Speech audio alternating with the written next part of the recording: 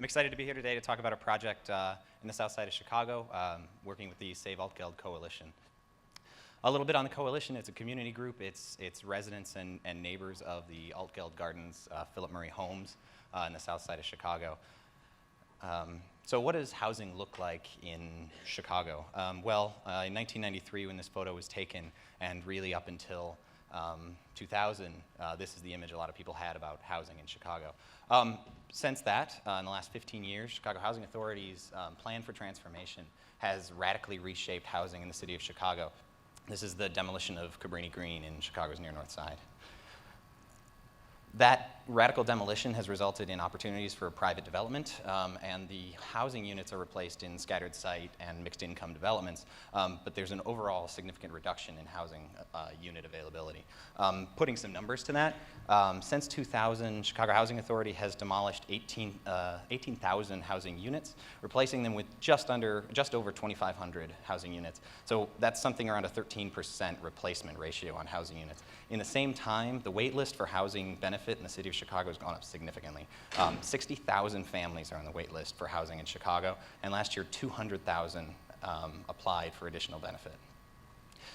In the face of all this demolition, you have families, you have communities. Many of them have been around for a significant period of time. And that's where we introduce Altgeld Gardens. Down on the south side, south of 130th Street, about 1,900 two-story housing units, and that's Altgeld. You can see that it's actually closer to the state of Indiana than the closest public transit route to the city.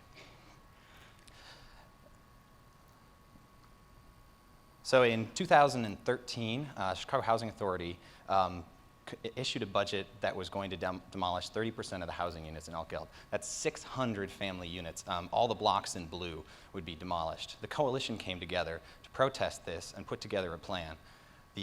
Their protest resulted in the city issuing an RFP for design services, but they approached Architecture for Humanity to come in and provide a parallel process that was truly community inclusive. So how do we work? Well, how do we architect? Well, we identify consensus. We ask the question, what is Altgeld? What does it mean to you? We record histories. We had listening sessions with kids, parents, family members of all residents, as well as the homeless, who are completely underrepresented in the public housing community. Then we gather insight. We did a one-day design charrette, bringing together the insight and allowing community members to design for themselves. We asked them to pick up markers and highlighters and Sharpies and Post-it notes to really identify what's critical and makes a strong community for them.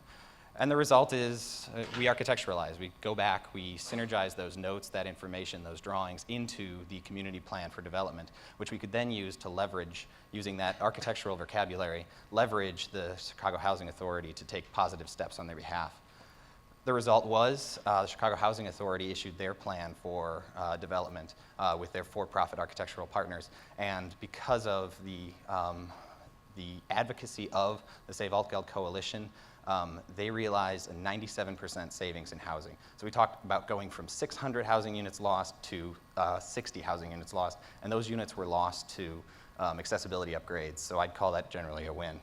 But with that momentum, that effort, all that went into that, where do they go from there? Well, the coalition is now working to impact the larger community. Again, Altgeld Garden in orange on the diagram, and the surrounding industrial properties and the environmental issues. They're working to create green jobs, bring in new work, take that momentum that is Altgeld Garden, that population center, and turn it into something greater. So, thank you. Thank you.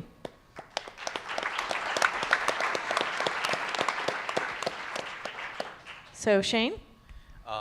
Yeah, I just want to build off of the last piece that you talked about, how the coalition's starting to implement change in the surrounding communities. What type of new amenities or transportation access or different kinds of mixed uses is the coalition focusing on? Sure. Well, the challenge and fighting with CHA about it, they believe they're a landlord. They don't believe they're a property management company. So they don't want to, they have properties that could be grocery stores and could be amenities, but they don't want to, they're not investors in that. And so They didn't want, as part of their plan, to revitalize a lot of the community buildings in the center, which included stores, incubator spaces. The coalition, what they want is they do want stores, they do want incubator spaces, they want retail opportunities. They also want a commercial kitchen with something so that some of the community members who are great cooks can actually institute catering companies and create economic opportunities within their neighborhood. We're also looking at one of the most environmentally degraded locations in the city of Chicago. It's called the Toxic Donut. Just north of there is the Calumet Water Reclamation District, which is a settling pond for sewage in Chicago. So that's a reality. There are pollution problems coming from that, and the community wants it bettered, but they're partnering with commercial organizations to take that waste and create fertilizer and create algae-based energy solutions to essentially create jobs dealing with the problems that already are there. Grace? No, I think we're all curious to hear Nella's questions because of her background in the space, too. I don't know which one to ask. Well, it's just interesting, you know, we actually have a Rose Fellow based, working on the Lathrop Community Homes project, and I think there are probably a lot of connections. But, you know, the question that's been kind of circling in my mind is just, this is a huge amount of planning, policy, city engagement, community engagement. What's the unique role of design and designers at this stage? You know, what we were able to do was provide empowerment to the community. The most important diagrams we had were the ones drawn by the community members themselves, but they hadn't been asked those questions before. And so that's Architecture for Humanity's role in design, is to really advocate for and empower communities to build for themselves. And that's what, well, we're happy to have accomplished in this situation. So what's next? At the very end, you kind of said, and we're going to make it a great community.